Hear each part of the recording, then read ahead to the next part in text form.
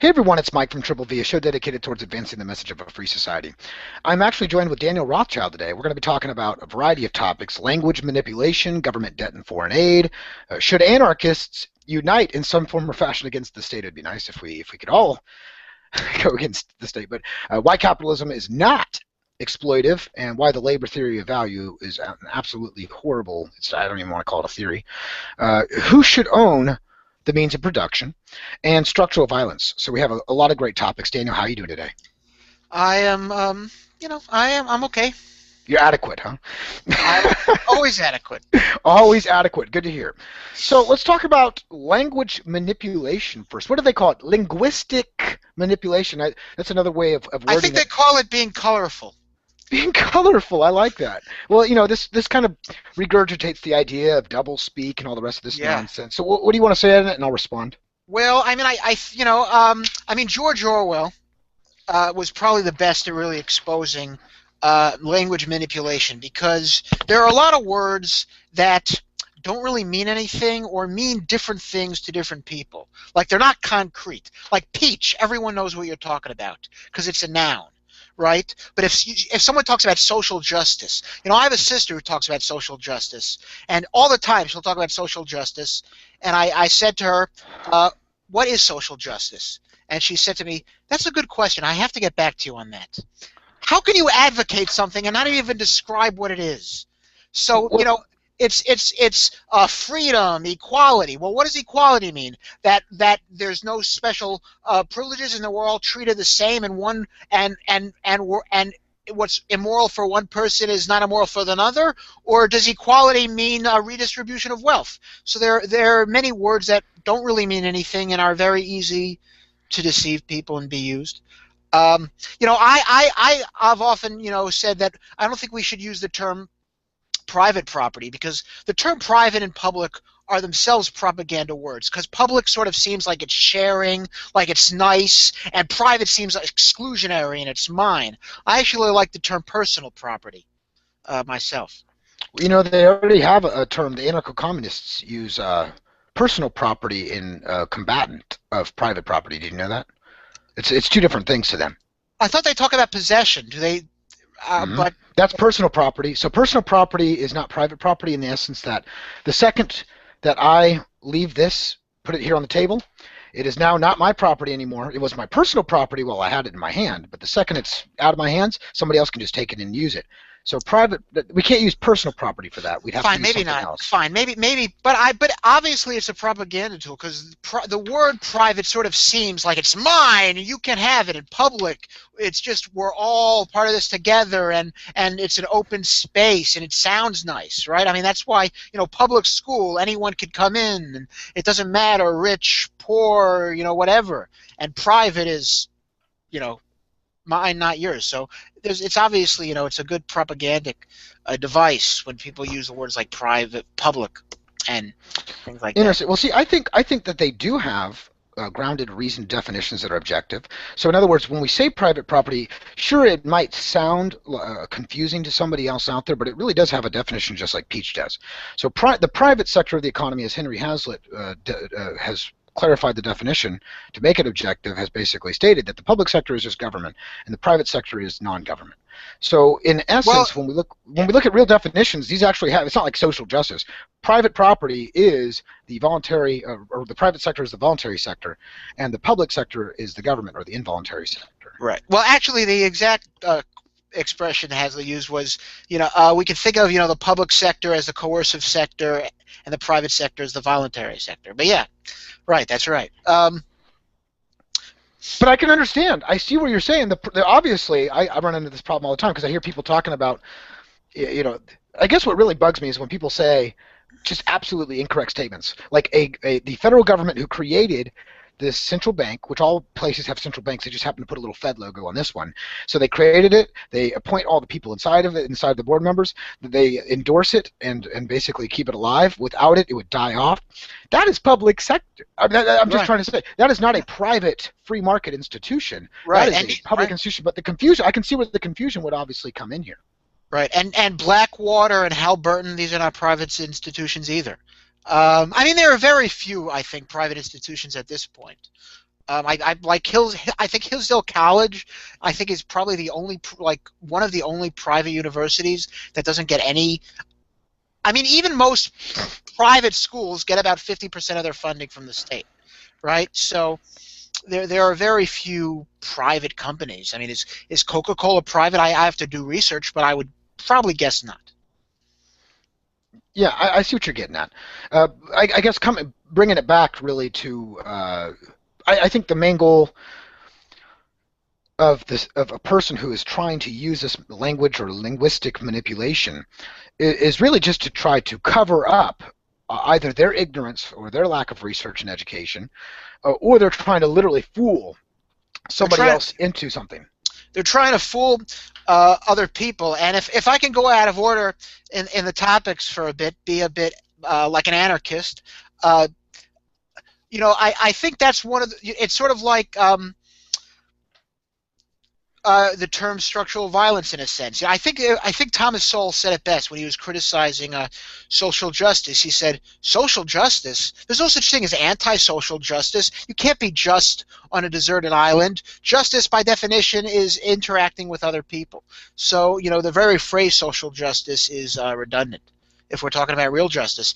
But the use of adding words, it's sort of doublespeak. It's just a way to to make it not the opposite of what it is, right? So when someone talks about economic justice, they're not really talking about economic justice. They're talking about injustice. They're talking about theft, right?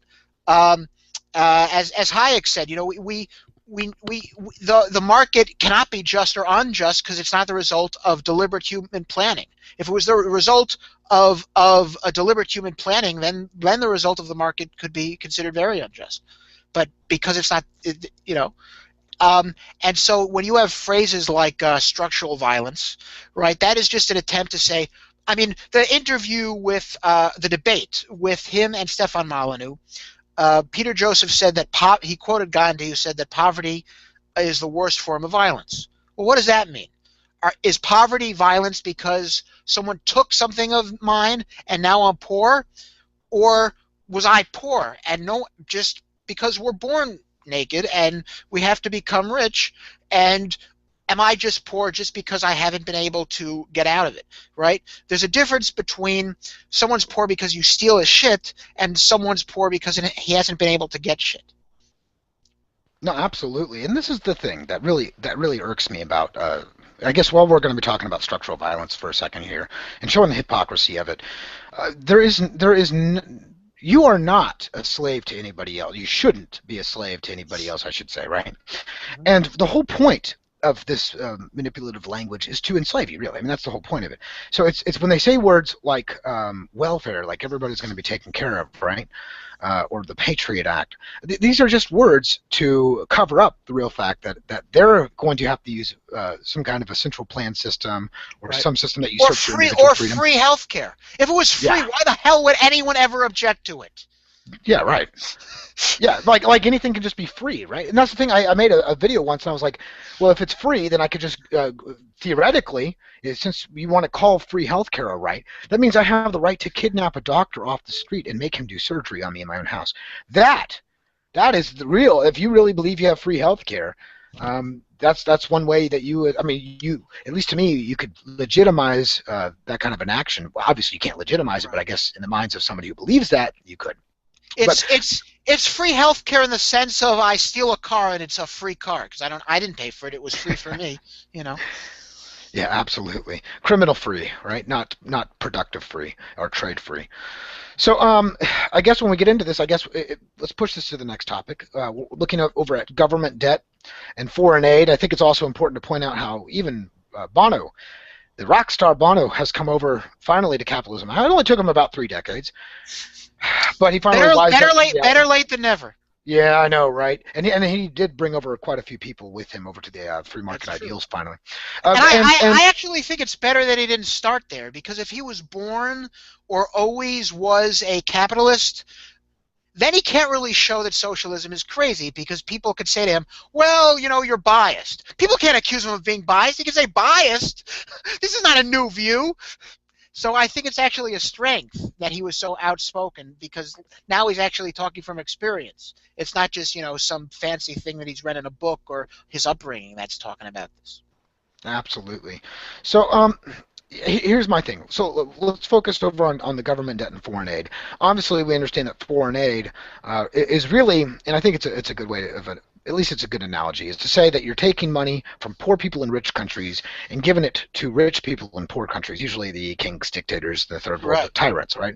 So you're not empowering the small people at all. All you're doing is stealing the money from people over in the first world, or well, if there isn't even a first world anymore, it's all like second world almost now, and you're just dumping it onto a bunch of kings and popes and dictates and tyrants. You're not giving the people like food. What they're going to do is go and buy more guns to Right. enslave them, and this is because these other countries have already run their countries up into debt. So they're the ones who they can't even have an economy because the government's killed it off, right? It's kind of like Yeah. this, going back to the ideal. Well, 0% taxation, 100% taxation, the government's going to get the same amount, even at 100% taxation. That means there's no economy. You just killed off all the economy. This is a reductio ad absurdum argument. But when we come back to the ideal that foreign aid actually helps out people overseas, no, no, no. All it's doing is giving money to the people who already put these people into debt in the first place, who are enslaving them with guns in these third world countries. It's not helping them out. So every time that the governments of the world send money to other governments, it's not for the people. Let's get that through your head. It's to buy more guns and to be more oppressive. What were you want to say, Non? Well, first of all, true foreign aid, if you really care about these countries having foreign aid, move the economic sanctions. Move the economic sanctions. You don't need to give taxpayer money to some other country if you really care. Anyone who supports foreign aid is ignorant. Remove the economic sanctions if you really want Cuba to be fed. Remove the economic sanctions, and that's all you have to do uh, if you really care. But one of the Well, I think reasons that I go ahead. Sorry. sorry, no, I can wait. What were you saying? Okay, I was going to say, well, that actually stems from the lack of praxeological understanding. They don't understand that human action generally tends to go towards things that are more productive for them, and that the only reason we have such poverty in the world is because people are stopped from being able to better their own lives, and they're forced to do secondary or third traditionary things that they wouldn't have done in the first place, right? Praxeology says we do what we do because we at least perceive a value in it, and more importantly, that we don't do the second or third thing that we chose not to do. We don't do that because we don't think we'll be as good off as us doing the first thing. Now, we might be wrong, but most people generally try to do the right thing. You could say a guy who's on cocaine or on crack, let's make it even more addictive, or meth, he might think that in the short run, his fix will make his life better, so he's a perceived value of taking the next hit, although we know that's an irrational choice. The point of praxeological is not to say whether it's rational or not, or to make a value judgment. It's to say that his actions himself, really in his own head, maybe he's not educated on long-term thinking and savings and all the rest of this stuff, but he really thinks he's going to be better off doing that action than he wouldn't have. This is the normal thing. The people who are in poverty in third world countries, they would love to have an economy and to open up a store and do all this other stuff. They're not allowed to, and if they do, the government comes in here and 80% taxation in third world countries. This is why when you look at the index of economic freedom, even America, even though it's dropped to like 10th or 11th, it's still pretty free overall. Obviously we can sit here and bash the government, right? In other places, they just put you to death or in a concentration camp. So we have some more freedoms in some other places, right? But at the same time, these other regions are really heavy in government. The Index of Economic Freedom show that third world countries, it's not that they don't have enough government and that we have all this government, and that's why we're great. Quite the opposite. It's that we have hardly any government, at least comparative. Now we have a lot. But, 100, 200 years ago, it was a lot less than today. And then when you look at these other regions, it's that they've always had all this government. Somalia isn't in chaos and stuff like that. Well, they're not even in chaos anymore. They were for 50 years under communist rule, right? That's because they were stuck under statism. Once they broke away from that, technology started to boom, murder rates went down, life started to get better all around them because the tyrants and political rulers that had this massive control over these third world countries were dying off or were not being legitimized anymore. So now I'm not saying that's a perfect transition to anarchy, obviously. Unfortunately, that was more of a state failure, right? So I think more people should see it that way, as the state obviously failing like we all knew it would. And anarchy just happens to be the peaceful resolution that comes in right behind the government chaos and terrorism and fixes up things, or at least tries to, although we have the IMF and the World Bank and NATO and the UN trying to get in here and central plan Somalia back to this dream world will never be. Obviously, it's only going to make things worse and centralize power more. But the whole point here is that third world countries, they're poor not because they don't have enough government. It's because they have always had so much government weighing down Africa, stopping production, and just like you're saying with the sanctions and mandates, this is the stuff that's killing them and that's making them poor. It's not because there's all these people in America who drive around cars that burn oil. That's bullshit. I'm sorry. That's not the real reason. We could all be like driving around in maybe even solar cars, right? I'm not saying it has to be a gas guzzler. I don't want that. I think the market would have already taken us towards more solar power and more regional renewable energy sources and stuff like that. The government obviously has subsidies and forces. They really want to keep the car industry in America booming, even though they kill it off, right? The point is, though, they would love to just keep the gas guzzling going on. But this is because of central planning, right? Once again, it all comes back down to, are you able to better your life? And in third world countries, they have not been able to, and it's because of government, not because of freedom. Right. Yeah. I think that one of the reasons that I wanted to talk about this topic specifically was the day after the government supposedly resumed being open, and the day after. You mean when the 15% of workers came back to join the other 85? Right, yeah. Right. And the day that they raised the debt ceiling, there was this article that I was reading where the Obama administration just gave a few $1 billion in foreign aid to Pakistan, and I was like, see, we can't cut anything. We are spending everything, and meanwhile they're just giving money away to some other tyrannical government, and that, I mean, so this is they're just trying to, all they're doing is just pissing in your face, and you're saying ah and opening your mouth wide. Okay, have a little pride, for God's sake. Stop being so fucking stupid. And so that's really all I have to say. I mean, this idea that we can't cut anything, and then we give billions of dollars in aid is ridiculous. Yeah, absolutely. Especially when you know that 50% of the people on welfare have been on welfare for over 5 years too. That doesn't always help. I guess what really kills me about welfare is not that people get in bad situations and need some help. Obviously, I feel bad for those individuals. My case is when people abuse the system, let alone the fact that the people who are abusing the system, that's money that could have stayed in the private sector to build more jobs, that could have gone towards cancer research to help people who really deserve the help other than just able bodies who are lazy. Sure. This is what really upsets them about. I mean, this is what the state drains. And of course, they'll always ignore that. It's the unseen costs of the system. They'll always flaunt to you that they're helping this one person survive. It's just a form of dependency to make sure that the rulers are there, right? So this kind of brings me to the idea, right. though. Well, that's exactly it, because the whole I mean, there's a few reasons government give handouts, right? I mean, one is you want to get voted, and the best way is bribery, because people have no principles. Most people have no principles. They can be bought off at a price, and this is why you don't see the left anti-war movement anymore, even though it was under Bush. Give me free shit, you could kill whomever you want. That it's like the argument about the roads. Give me free health care. Give me free Social Security. Murder whoever you want. I don't care. I have no principles. Give me free shit, and they can go fuck themselves.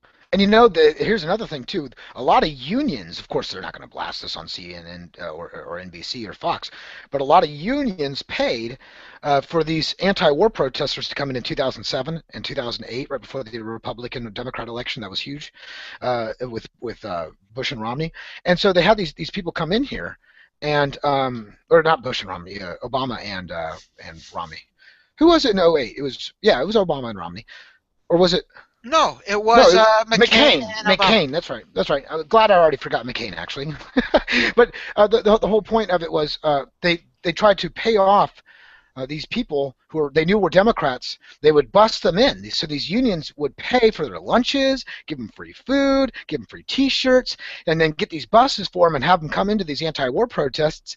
It was only a political play, right? That's all it was. Right. It wasn't really to stop a war. It wasn't really to help out the world or humanity. Right. It was to get their special interest groups passed and to use every other voter sucker around them to do their evil deeds. That's the reality of the world that we live in, and that's what government really is and politics is a lie. So this brings us to the topic. Actually, I wanted to continue. my point, sorry, why government gives handouts to people. So one reason is to get into power and bribery. A second reason is PR, right? It's sort of why the mafia has charity drives, so the government could say, we're not bad. If we were bad, would we give food to poor people? If we were violent, would we give college loans to help people go to college? It's just a distraction. It's just a way to say, look, we're not bad. Look at all these things we're doing, and then people could say, oh, good, and then they could bomb and kill and steal because people, are see the big, are being distracted by the false acts of kindness. You know, I'm sure there are a lot of murderers who give charity. I don't give a shit. You murder someone, I don't care what good you do. So Amen, that's right? yeah. So that's another reason, and of course the third reason is to keep people dependent. You don't bite the hand that feeds you, and if you're dependent on the state, you're more willing to accept their abuse because you feel you need them. Yeah, absolutely. And no, great 3 points. I'm glad you brought those up for to be recorded in history forever on this video. No, but seriously, this brings us to the next topic, right? Which is should anarchists join together to fight this Leviathan, right? If you want to put it that way. But it seems to me the ideological differences between the anarcho left and the anarcho ists. Like to me, I just consider anarcho-capitalism a redundant thing. It's like capitalism is anarchy. Anarchy is capitalism. It's just when you have no centralized authority and Right. people just do whatever they want as long as they don't infringe on others and they can control property through the marketplace. That's ANCAP. You don't have to have a central monopoly doing any of this stuff, right? Whereas the anarcho-socialists usually have a very bad taste of well, they say I don't think they really understand what capitalism is at its base, but then I think they Yeah. do because Right. they'll tack it What on. was that line by Russell Brand? When you have profit, you have deficit. Yeah, those are opposites, you fool. yeah, that's Profit is yeah. when you make money, and a deficit is when you're losing money. But what I think he was trying to say is that when somebody profits, somebody else loses, which is not true. When somebody profits, nobody trades to be worse off, right? So if I'm going into McDonald's, I have a dollar bill. They have a sandwich. They want my dollar bill more than that sandwich, and I want that sandwich more than the dollar. So we trade voluntarily. We actually both profited out of that. We can all profit at the same time. People have profit stuck inside their head like it's some economic calculation only, and that's all what we needed to look at profit as. Profit is just when you gain, and loss is when you lose, and that's it. And what we want to do is have a bunch of people gain, and what happens when a bunch of people gain, it's called the increase in the standard of living. Okay, so what we want to do is have a shitload of people profit, not steal profit, and this is why they try to demonize profits. The state is so that they can sucker people. Once again, it's another fear tactic and a PR thing. Well, we have to at least scare people that somebody's going to get too rich and take over the marketplace and all this other stuff. So we better steal from them first, and then we can have all the Right. money, and we'll do it all. We'll have Right. our monopoly, right? Right. So And my and it question is, isn't greed. And it isn't greed. It's really jealousy and resentment. They accuse rich people of really being greedy, but it's not fair. It's not fair that I'm fat and that person's attractive. It's not fair that I'm poor and that person's rich. It's just a resentment and this pettiness that someone has more than me. Wah wah wah. absolutely. Well, now let's get to this. Can we unite, voluntarists? Can we unite with the anarcho, Sure. communists? Can we? Some of them, I think we can. Some of them would rather kill us than even stand next to us. Seriously, I'm not kidding you. I've had Oh, death threats from anarcho communists. Just, I'm going to kill you if I ever find you on the streets. That's what they'll tell me because I support people having the right to have property instead of centralizing it to these violent monopolies or to any monopoly with tragedy, the common theory, and that doesn't understand the economic calculation problem and the rest of this rational stuff that comes from the non-aggression principle. So to me, it seems like I have tried. I've put out videos saying let's unite, and every time the other side just tells me I suck. That you're not the real anarchists. You're not fulfilling the classical anarchism, as if like things can't improve, right? So anarchy, all the people, they were all right? All the people back in the 1700s and 1800s who brought up yeah. anarcho-communism, they must be all 100% correct, as if Rothbard and Mises never got anything wrong. At least we can admit to the honest facts that they might have gotten something wrong, or might have even they throughout their lives went back and said they got something wrong. But when you're such subjective moral relativists like the leftist side, and once again, and it stems from this linguistic manipulation where they don't really solidify any definitions, they haven't defined their terms. This is the slippery slope, right? That really takes us. I think it's more of a. I think they are statists. They just don't want the violence of the state, and they think everybody's just going to somehow do. The reason we don't have violent monopolies working today, the reason there's not a commune over in the middle of Colorado right now that's blowing up and all productive and can make cars, is because the economic calculation problem, because they want to try and take away money from other people. Anarcho-capitalism, this is one of the biggest misnomers from it. It's just a complete fallacy, is to say that anarcho-capitalism means you have to use money. That's not true at all. You don't have to use money. It just says you're allowed to, right? Whereas anarcho-communism says you're not allowed to do this. You can't hire somebody else. You can't do this. You can't do that. That's all I hear from the leftists. Whereas the anarchists is saying, well, we can have voluntary hierarchy as long as you can back out and as long as you agreed to it in the first place. Right. We see no issue with it. Right. Yeah, go ahead. Well, I also want to talk about should we align with minarchists, but let me let me talk about this first. You know, I think a lot of them are confused because, first of all, I mean, words mean certain things, right? Just because some anarchist said something doesn't mean it's true. And what's that quote by Karl Marx? One thing I am not is a Marxist, right? Or something, right? Something along those lines. Karl Marx saying he's not a Marxist. So just because some anarchist says something doesn't make it necessarily true, right? Anarchy means no rulers. If someone could tell you do this or don't do this, then that's a ruler. Now they could say, well, you know, well, a boss tells you what to do and you can't tell the boss what to do, but that's not a ruler. You could quit any time, you can leave. It's really saying, if you want me to pay you, fine, I'll give you money. What are you going to give me in return? And it's a two-way street. So if I don't have to continue paying you, but if I'm not going to, why should I? Why should it just be you get something and not me? Why should it be I have to pay you money, but you don't have to give me work in response, right? If you don't want to work for me, fine. But why then I should have to pay money to you? And that's the thing. People think that they're forced to work for a capitalist. Like a capitalist is only somebody with money. They don't realize a capitalist is a person who doesn't infringe on somebody else. But they always say you have to work for somebody else. Don't you realize? It's kind of like they put blinders on their own life, right? They don't want to have to accept responsibility. Excuses, excuses, excuses, excuses. They can build their own self-sustainable little house. People do it all the time, all over us. People don't have to work for other people. And not only that, I think in a free society, you wouldn't have bosses like you have them today as nearly strict, having as much power because the market would be so much more opened up. You'd have more of these people who might be in the lower middle classes. You know, well, I think the whole class structure would kind of more, more equitable in the end. Right. Well, to answer your question, I mean, certainly I think we should align with the minarchists because I think that the minarchists want limited government, and that's better than what we have. You know, I'd rather you chop off one of my legs than both. So, you know, I think we should align with them, and I think those are important allies, and I don't think we should get all up. Shut up, James. James is messaging me. Well, I'll answer his questions later. So I think that I think that the minarchists are useful allies, and we should be friends with them. But in terms of the anarchists, I mean, I think if they just want to throw down the state and try to convince people to remove the state, then I say yes, and you know the economic differences that could be figured out later. But if they're really just advocating, they're not really advocating it. I mean, you hear people like Noam Chomsky and Russell Brand who complain about cutting certain government programs. Like, well, like any government program you don't want cut means you're a statist. I don't care what the government program is. Cut it. Yeah, absolutely. And I want to thank James for sending this message. It really is a good question. He says, what is the solution to welfare? I mean, we have to ask these questions, and we have to answer them, right?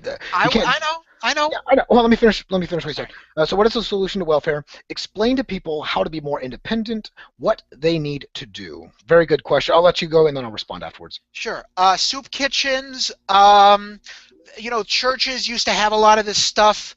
Um, you could do volunteer work. There are, I don't really like non-for-profits because they sort of get tax subsidies, but you could do all this. It's certainly better than the welfare state. Charity is really, I would argue, the thing, right? I mean, there's this inherent contradiction of, well, government is enforced, it's serving the needs of the people, but if government doesn't do it, it won't get done. That is contradictory. The only reason it won't get done is because the masses don't want to do it, which means the masses are being oppressed. And if the masses do want to do it, you don't need this expensive middleman called the state.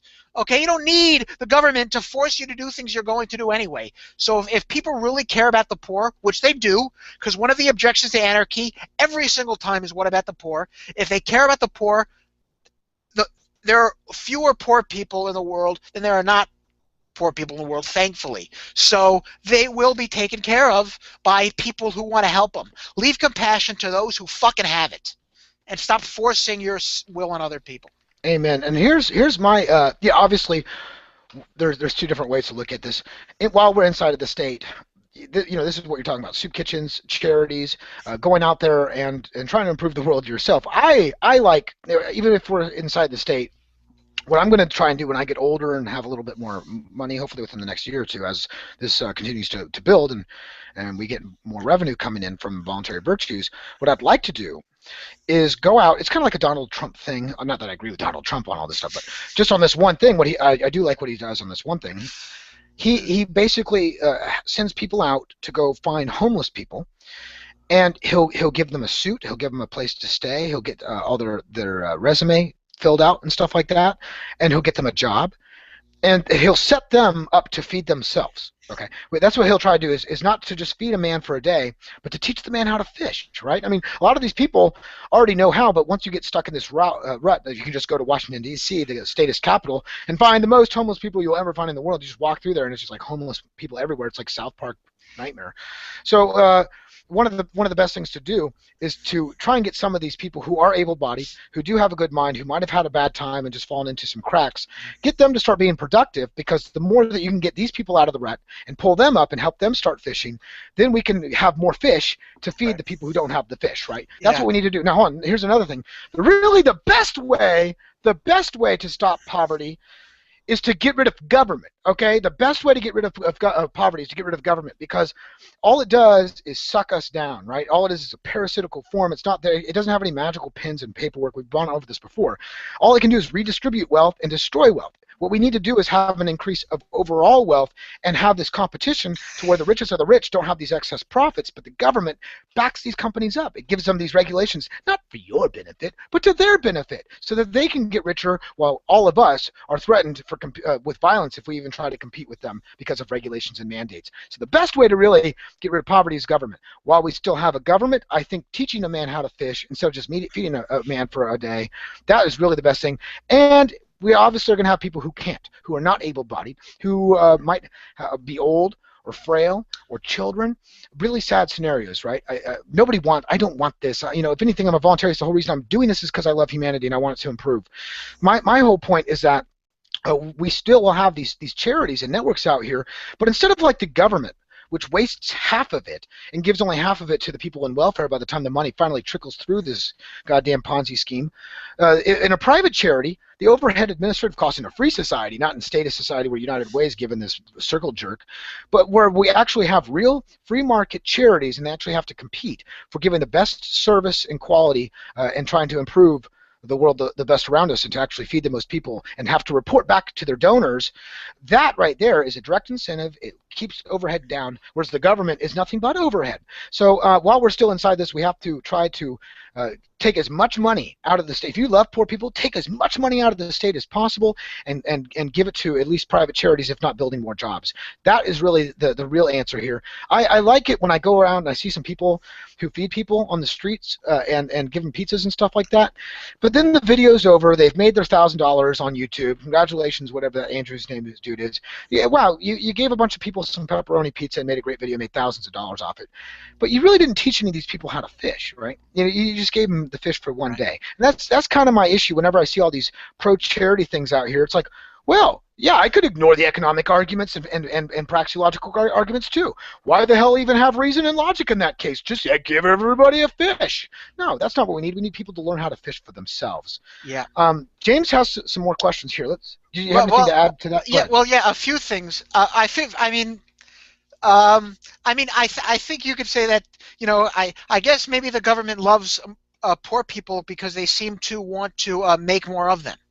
So maybe. And talking about fish, that reminds me of two quotes. One is from Andy Richter, Controls the Universe, where someone says, "Teach a man to fish, he'll eat for a day, but hit a man with a brick, and you can have all his fish." There, I And like that. That's the state summarized, huh? that's right. Or as Karl Marx said, "Give a man a fish, he'll eat for a day, but teach a man to fish, and you ruin a perfectly good business opportunity."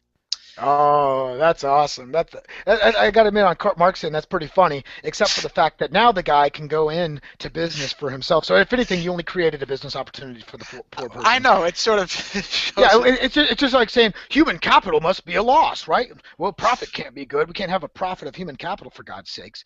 Anyway, let's go on to this next one. He goes, why do laws and regulations keep the little man down? Explain this. Oh, that's very simple. You're Mhm. poor, and and you don't have a lot of skills, and you want to sell lemonade, and you have to buy a permit to sell lemonade, which maybe you can't afford. So you don't end up selling the lemonade, and now you're continually unemployed. You want to cut hair, and you've practiced for years on your friends, and you're very good at it, and everyone thinks you're great. But now you have to go to barbershop school to get a license to cut hair, which costs a lot of money, and so now you don't get the job because you can't afford the permit.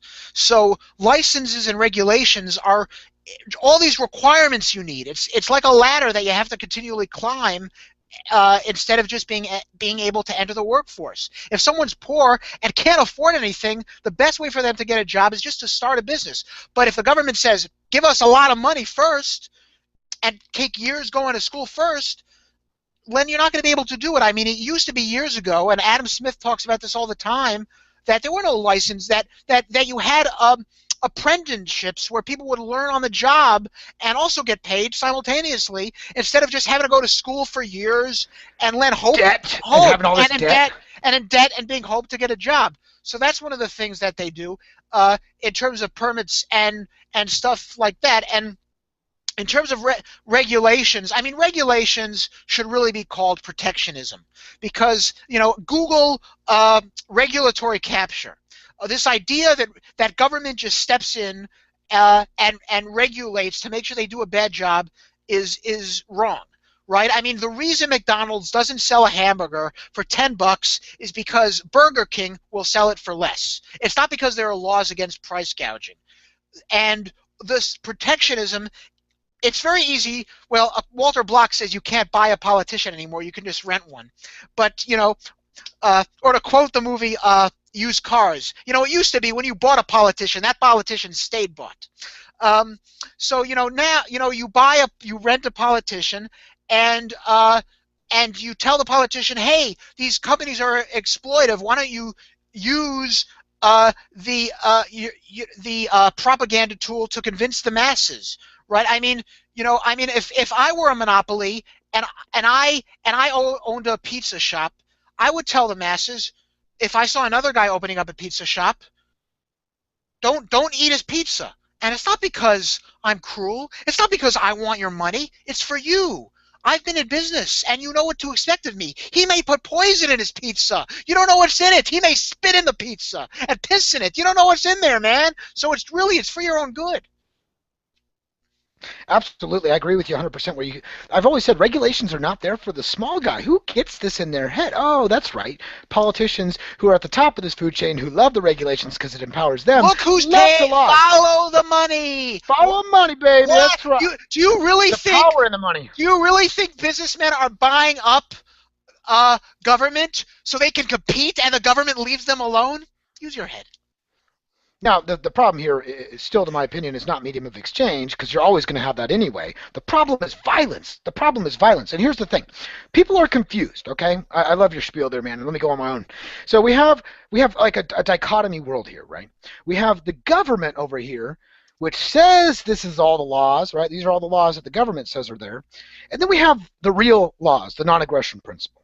I try to show this dichotomy all the time so people can actually understand that there is some kind of a difference between the two that obviously a lot of people aren't seeing. So what they'll do is claim the mantle of like the good law, non-aggression, right? But then, because really the non-aggression principle takes like a sentence, or the law, all the laws you basically really need can be summarized within a nice little paragraph. But the state makes these books and libraries full of laws that nobody ever has the time to read.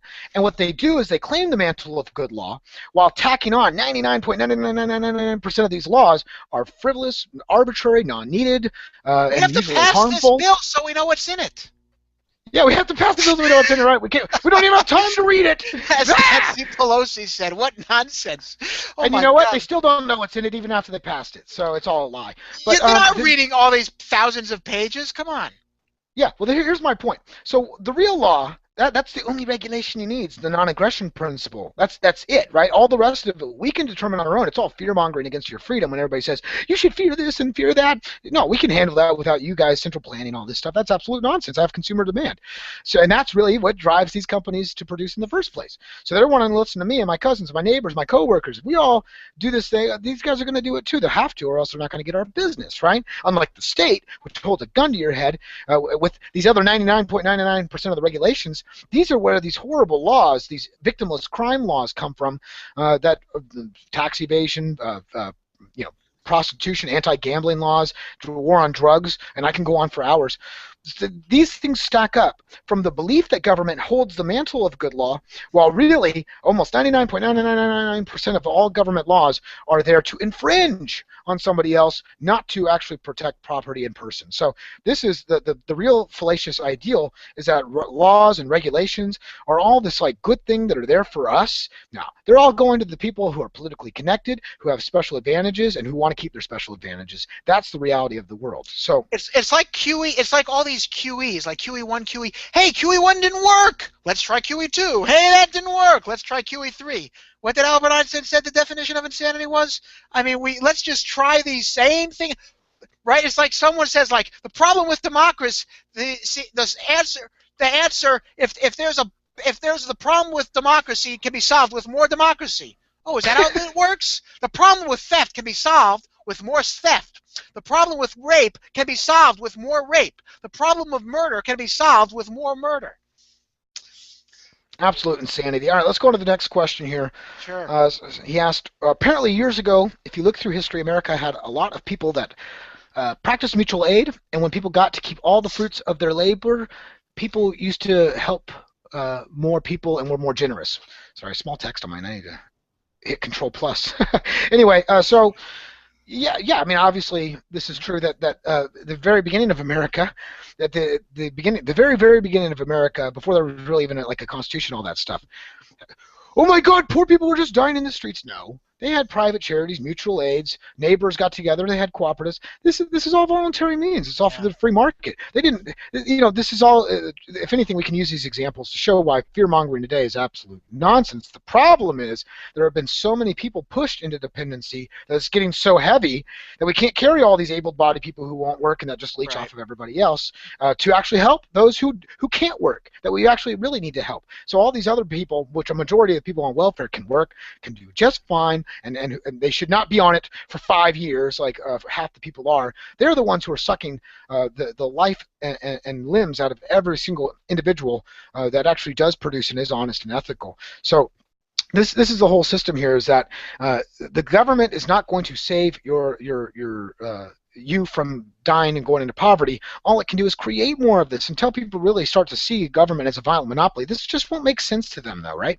They're not going to be able to tell, well, government, as long as I think this government's good and it can do these good things, they're going to continue to go to the system to ask for it to do good stuff, right? I mean, that's just the way that it works. So in essence here, I think it's a perfect example going back to times, even in ancient Ireland, where poverty rates were really, really low during their anarchist reign. They didn't have to use a state to combat the few people who couldn't work. There's that part of the population is actually real small. The amount of people on welfare, most of them are just lazy people, and they'll use excuses all day long to why they don't want to go to work and why they don't want to do something else. Yes, life sucks. I'm sorry there's scarcity. I'm sorry. We can't just have full abundance all the time. And no, the marketplace does not create planned obsolescence. This is all lies. If anything, an open and free market allows us to have the most innovation, because if I'm not innovating fast enough, unlike in government where I can just clamp somebody down and say you can't compete against me, in open market, my people can, all my customers can just leave me and go somewhere else for somebody who is innovating, who is treating their customers better, who's trying to answer problems and solutions. So this is the whole idea that if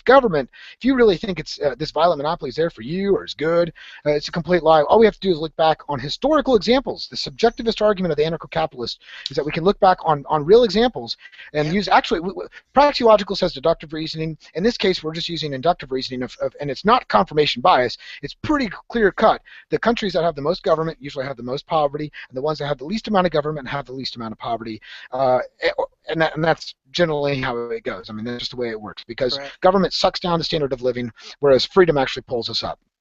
Let's move on to the next thing. What was that last topic we were going to talk about? Oh yeah, why what the labor theory of value, and why capitalism is not exploitative.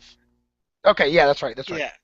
Well, one argument, one argument that I hear a lot is that the Noam Chomsky argument of it isn't really a choice to work for some guy with all this economic power. I mean, it's if I don't work for him, I starve to death. That's not really a choice. That's like if I don't pay taxes, I go to jail. So how's that any different? It's a false choice, of course. So I'm going to work for him because either I starve to death if I don't. Well, I like, being consistent and pushing things as far as they can go to expose the absurdity of this position. So if we're going to say that there's no physical aggression here, right? No one's saying I'll hurt you if you don't work for me, and if they do, that's wrong, and neither one of us is defending that. But if we're saying that it's exploitation to that capitalism is exploitation because the only reason a person is working for someone is because otherwise they'll starve to death, well, we can't have any transactions. The only reason I'm even buying food in the supermarket is because my body needs to eat. I'd rather buy that. I'd rather spend that money on hookers, but my body says I have to eat. Am I being exploited by the supermarket? I have to buy a car. I want to visit people, and they live 1,000 miles away, and cars are expensive. The only reason I'm spending all this money to buy a car is because I can't just fly and visit people like that. So I don't really want to spend thousands of dollars to buy a car. I'm being exploited by the car companies. Structural violence. I'm being exploited by the car companies because I wouldn't, if I had other options, I wouldn't do it. Fine. If you had other options, you wouldn't do it. But you don't necessarily always have other options. And who's really the exploitative one? If someone's, let's say, getting paid $1 an hour, which I agree sucks, and he has that job. Well, he has that job for a few reasons. Either he can't find anyone will pay him more, or perhaps maybe the job means something to him, and he's willing to sacrifice some income to have a meaningful job, right? Well, who's the exploitative one in this relationship? The person who's only going to pay someone $1 an hour, or everyone else who wouldn't even pay that guy $1 an hour? This is the guy who's saying, "You think I'm exploitative by paying him $1 an hour? Other people will only pay him 75 cents. Other people will only pay him 50 cents. That's why he's coming to me and not working for them." So who's really the exploitative one? This is the And it best and nicest offer he has. and if he doesn't take that, that's when he really starves, right? I mean, like, there's no Yeah. other option. People think that we have all these other options. We could just end scarcity tomorrow. It's an unrealistic fantasy Right. world that people live in. And this is the thing. People are like, sweatshops are bad. Well, once Compared to again, what? well, hold on. I think they are bad, and I think they wouldn't exist in a free society as we know them today. And it's because government regulations in China. You have the most sweatshops in China, and you also have some of the most communism in that southeast region area. Okay, I'm not saying that you can't have a sweatshop. I'm saying sweatshops exist because all other economic productivity has been limited or destroyed.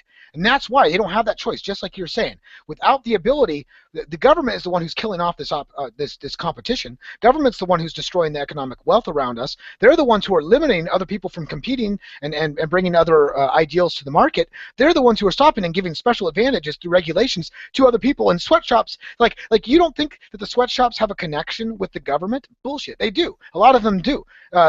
They might even make them illegal, just like child labor. But kids are working everywhere in China. Right. Chinese labor laws don't mean a damn thing. Right. The reason they don't work here is because we have enough prosperity, because we have so much production, because we, for a while there, didn't have so much government intervention. Unfortunately, we're falling back into a second Right. world country. I'm And not sure what and the third if world. and if you have to, let me just go on the topic for child labor laws. If you have child labor laws, and certainly if you have compulsory education, what you are first of all, when you have child labor laws, you are telling people don't have children, don't have children because it will cost you more money, right? A person who has no children versus a family that has children, and the same amount of people are working, just the parents, because child labor laws are illegal.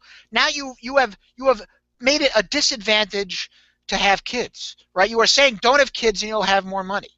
And so, if you want less people in the world, if you want a less production because there's less people to produce these things, fine. But also compared to what? People who are working in sweatshops, they're not saying, I just got a job to be a lawyer, but I'd rather work in a sweatshop because I'm weird that way. It's this or prostitution. It's this or starve to death. So are sweatshops bad? Yeah, but compared to what? Compared to what? What are the other alternatives? And taking away the few alternatives people have because it's not ideal isn't compassion. It's completely misguided and cruel. And here's another thing while we're on child labor laws here. For anybody to say, well, you're under 18, you can't work, it's kind of like saying, well, first of all, it just means they're going to do it under the table. Or like people who really need to work are not going to work, right? You're going to find a way to survive whether the state's going to throw you in a goddamn cage or not, right? Right. And the thing that really irks me here is that it is really trying to build the dependence up in the state. Don't work. Come to our indoctrination center for 12 years. Sit in our indoctrination classroom for 12 years and listen to our indoctrinated teacher teach you revisionist history from a more relativist statist perspective. Mm-hmm. Child labor laws do not allow kids to build up skills freely. So in other words, you have a 15-year-old, he wants to go into the labor market, and he's not allowed to, right? Because you have to be 16 or up in many states to work. So 15 years old, he's got an offer, hey man, when you get off of school, you want to come to my place for 3 hours, and I'll show you how to put cars together. I'll show you how to put lawnmowers together. I'll show you how to day trade or whatever they are interested in, right? Well, all of these skills and this apprenticeship, like we were talking about earlier, is disincentivized. It's not going to be fulfilled because the child labor laws push them or stop them from doing that. And maybe the kid, I guess he could go do it for free, and then he can get around it that way. Then you just screwed him out of what, $5 an hour or whatever, right? And This all goes back to a the lot of merciless- these people who are against child labor laws support volunteering. So let me get this straight: working for free is not exploitative, but working for $5 is. Yeah, I never understood that. So let me get this right. You have a minimum wage law set at $7, but political candidates, they can have these secretaries and their interns and the students from other schools who are trying to earn school credit. They just work for free. Wow. That sounds pretty exploitive to me. If you're going to talk about anything being exploitive, right? So yeah, now let's move over to the labor theory of value because. Sure. First, what I want to state is that we have to look at this. First of all, what is labor theory of value for those who might not understand? Labor theory of value says, well, everybody should be more equal economically, and we're going to have this central plan system, and what it's going to do is make sure that everybody gets their full amount of labor so that the capitalist business owner doesn't steal it from them, right? All these, once again, vague terms. And so what they'll do is say, well, we think that building a car is going to take 100 hours, right? It's going to take 100 labor hours, I'll say, and each of those labor hours comes out to $17 or something like that. Well, the laborer should get all of that money, right? In many cases, they ignore a lot of other costs that go into the Right. system. It's just like labor's the only cost. But I think what's really important to realize here is the subjective theory of value. Right. The subjective theory of value basically states that people perceive things at different values. So in other words, like we were talking about the McDonald's hamburger earlier, you might really think it's a great deal for $1. Dude, I wouldn't even buy that for $5, right? This is just an analogy, hypothetical. Well, in that case, Right. we have a different preference, right? There's not one set price for everything in our heads. We all value things differently. We all have different preferences and values, especially over other tangible items, right? And I guess you could say intangible too. But my point is that the labor theory of value is completely obliterated by the fact that you don't have a standard objective measure. Plus, it doesn't even, it's like a time static. So in other words, let's say that the value is $17 today. Are you going to measure that same value in 100 years? Well, without a money system, they're saying, well, what we'll do is just give you a fifth of a car or something like that. But then you get back to the economic calculation problem once again. So the labor theory of value, the reason it's bollocks, as George Donnelly likes to say, is that it tries to give a subjective an objective value to something that's really a subjective value. You can't objectively take all this information and just have it stacked, especially forever. Um, but I guess that's probably the best way I can label it, is that the labor theory of value itself, it makes no sense because we value things from a subjective viewpoint. Right. Well, I think you explained the subjective theory very well, but if I can maybe explain the labor theory of value a bit clearer, the labor theory of value basically doesn't just say you should get all the labor. It also says that the more labor something took is worth. So if something took 10 hours to make, that's worth more than something that took 5 hours to make because less labor was involved, right? I'm in grad school. One of my teachers, first day of class, he said, if you study really hard and get a bad grade, don't think if you come to me and get a bad grade saying I studied hard, it's going to make a difference. The labor theory of studying has as much validity as the labor theory of value. I No, thought that was that's kind a of perfect example, and that's the thing. So in some cases, they would say, well, in this case, it's more valuable to just work all the time. We might as well just dig ditches, right? I mean, that's some good labor right there. Man, that's some great labor. That takes a lot to dig ditches and fill them back up all day. But you're not creating any real wealth, right? You're not right, making anything more productive. What we want to do is minimize the amount of labor necessary right, for all things. That's what we want to do, right, so we can spend more time with our kids and our families and our grandmas and our loved right, ones and our right, girlfriends and wives. That's what we really want, right? We want to minimize the labor, whereas they take the labor theory of value, makes it look like, well, the more work we do, the better. I mean, that's right. really the way it's perceived in the end. Right. And also, I mean, for anyone who believes in the labor theory of value, let's do a little test. Make something, let's say an artwork, whatever, and spend a lot of labor doing it and see if you could sell it. Maybe it's a piece of junk. Make a statue out of your own excrement of yourself or something, and see how much you could sell it for. And you're not going to be exploited if no one buys it. If people think it literally is a piece of shit, and it literally is a piece of shit. No, it's not how much labor and how much effort you do something. And Mike is right. If it's the labor theory of value, prices are static and they never ever change. Well, I mean, they could if you have new machines, that improves labor. So, I guess it could not be static if something is worth less now because less labor was involved. But I mean, there are certain, if you believe, I mean, there are certain things that are worth the different things to different people. I mean, we know that there are a lot of people eh, that you know, if you sell them something banana for $2, it's worth it because they value banana at 5. And other people will say, I value banana 50 cents. And other people would say, you would have to pay me to take that banana. So people have different preferences. And so yeah, not everything is the same. But I mean, Karl Marx's big mistake was he believed that when people trade, they trade things of equal value, and they don't. They trade because if they traded things of equal value, they wouldn't trade. It's right. right? Well, So that also comes from transaction costs because usually there's some transaction cost involved. You have to walk somewhere. There's scarcity in everything, even our time, right? So even the very act of having a marginal right, zero trade is just like nobody would do it. You have to have some benefit that's even higher than the transaction cost to actually be incentivized to make the trade. I completely agree with you, which I think this brings us over to why the means of production should not be centralized and should not have some like just right. everybody come in here and decide what you want. It's all Well, public property nonsense. one argument is that the reason the worker should own the means of production is because they work there, and the analogy that I like to use is I own a block of Legos.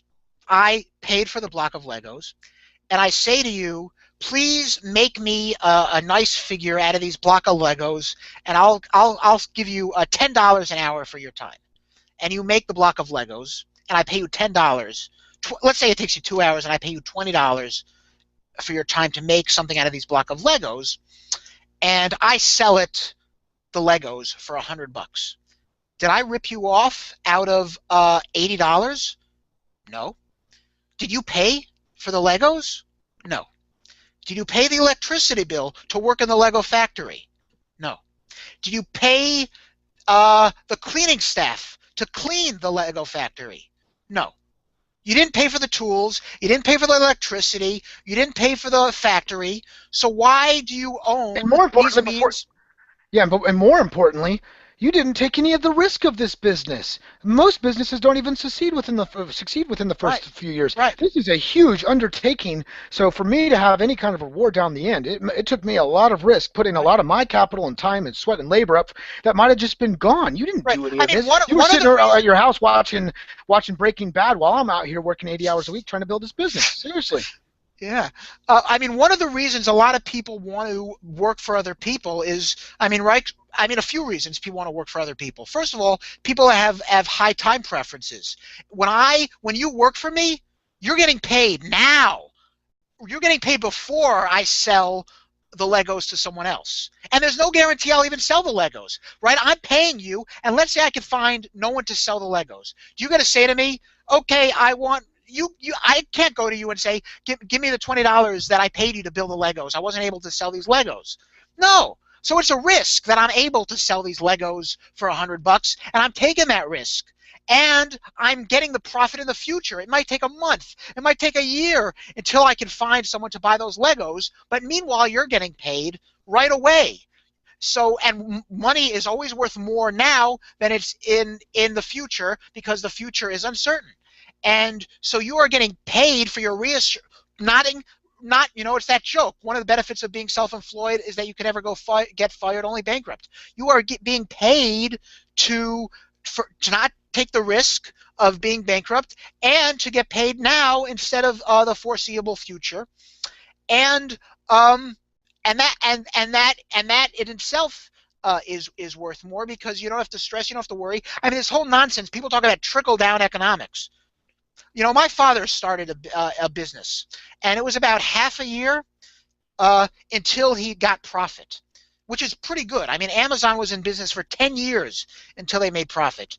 Do you think in those 6 months, my father didn't pay his workers, my father didn't pay the electricity bill, my father didn't pay for the rent of the building that he was working at? It's not trickle down, quite the opposite.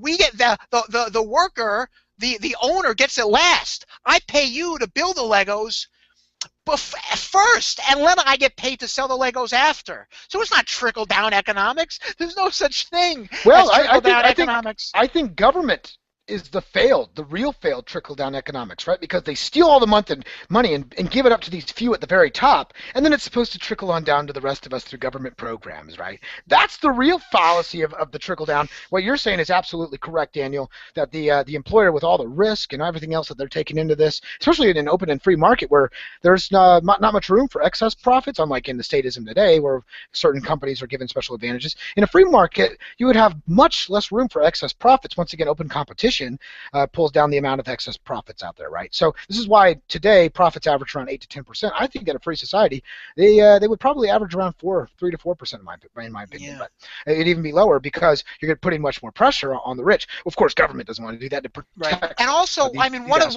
one of the big fallacies. I mean, you understand when people don't talk about economics when they talk about unemployment and instead of production, right? Employment is a means to an end. Okay, we could have full unemployment right now. Send every single person off to be a paid soldier. We'd starve to death. Well, Okay, Joseph Stalin could make a bunch of jobs. He could say, go dig these right, ditches. Seriously, right, that's right. not If building wealth. That's we not making right, you easier, your right, life better. we can get unemployment down to zero by having all these. If government hired everyone, and we'd all die of starvation. Production of what people demand, not production of things that they don't want to value. Production of things that people demand is what grows the economy. It isn't employment. The only reason you work is so you could produce. Um, to begin with. So it's production that matters. It isn't employment. It isn't we're creating more jobs and all these things. Um, Yeah, yeah, yeah. You're and absolutely you're right. not creating more jobs because all the money that was taken from the fleeced taxpayer to create jobs is not being used in other ways, and and and you have to look at that loss as well. And people always talk about, we want to consume, consume, consume. Capitalism is all about consumption.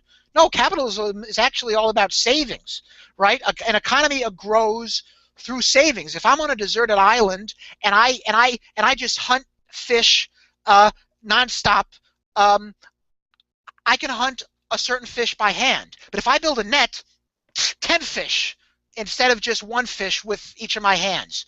But in order to build a net, I have to save resources to build a net. So it isn't consumption which grows the economy at all. It's savings. Which Yeah, and is savings. which It, is what the Austrians understand, which I don't think really much any other economist seems to really pay attention to, Not at all. unfortunately. Yeah, capital accumulation and savings is what drives investment. It's not like the money just sits in Bill Gates's bed or in a vault. The money goes back into the economy and spreads around and builds more jobs and stuff. So the whole idea that you're just going to have some that capital and savings is like the wrong and bad. No, that's how people increase their standard of living. I wish we all had a lot more. That's the thing, Right. and it really is the driving factor to building up more factors of production and to increasing our productive capabilities and capacities. So Yeah. you're absolutely right. Um, Rothschild, listen, man, I gotta go eat something, buddy. All right. I gotta go consume. All right, but I appreciate you being on the show, man. All right. I gotta do labor. I'm Yeah, kidding. I'm watching Breaking Bad. that's I'm hilarious. kidding. I actually haven't seen that show, but I heard it's good. I'll give it. It's pretty good. It's pretty good. I heard it's pretty somewhat libertarian, right? Because It it's all is. about, I think, the consequences of drug legalization, right? I'm not too big into it, but I have seen a couple of the episodes early All on, and right. it was pretty dramatic and stuff like that. But I'm not. I'm kind of a geek. I don't like just watching science fiction. I like to learn the real world around me and see how I can help others instead of just wasting my life and others. So, you know what I'm saying, buddy. Yeah, All you're right, trying man. to Hey, say you're a better person than me. not at all. I'm trying to say I like I to know, spend I'm my kidding. time I improving know, the I'm world kidding. around me. I know, buddy. All All right, right, man. I will talk to you soon. I thank you so much, Rothschild, for being on All the show. right. I'll talk to you soon. Guys, Okay. thank you for checking out Triple V. As you guys know, I have videos coming out every single day. Tonight, I have a video coming out. It's a parody on Drinking with Bob on government. I think it's going to be pretty hilarious. I think you'll get a good kick out of it. It's only a 30-second video. I also have some narration videos. I'm going to be doing one on the origins of money through Menger and a bunch of other great stuff coming up. So make sure you check back over here on voluntaryvirtues.com, as well as my website, voluntaryvirtues.com, where you can actually find my calendar there and see all the people I have scheduled coming up in the future for future interviews and to have great discussions just like these. Thank you, guys, once again for checking out Triple V. I'm Mike Shanklin. I will talk to you soon. Have a great day. Bye-bye.